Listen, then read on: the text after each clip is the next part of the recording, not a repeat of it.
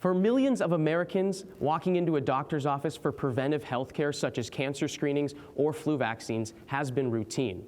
But a recent court decision puts that care in jeopardy for people covered under the Affordable Care Act. Bri Pacelli heard from some local officials who are worried the court case could negatively impact Arizonans. In March, a decision by a federal judge overturned a portion of the Affordable Care Act that guaranteed certain free preventative health care services. A hearing held this week was to decide if these protections should stay in place while the case works its way through the courts. Today, a number of local officials voiced their concern about the impact on Arizonans.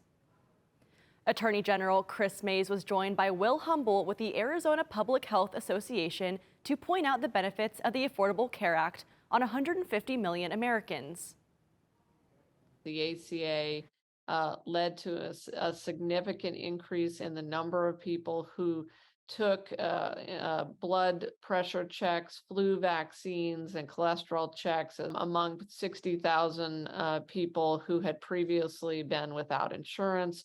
So the evidence shows that the preventive care is working. And there's also 53 things which are called preventive health services identified by the U.S. Preventive Health Services Task Force that are shown and proven to improve health outcomes and lower long-term costs for healthcare.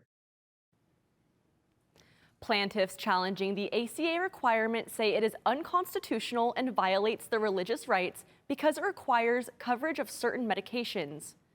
No word on when a decision from the court will come, but it is likely that it'll be appealed to the U.S. Supreme Court. In the newsroom, I'm Bri Pacelli, Cronkite News.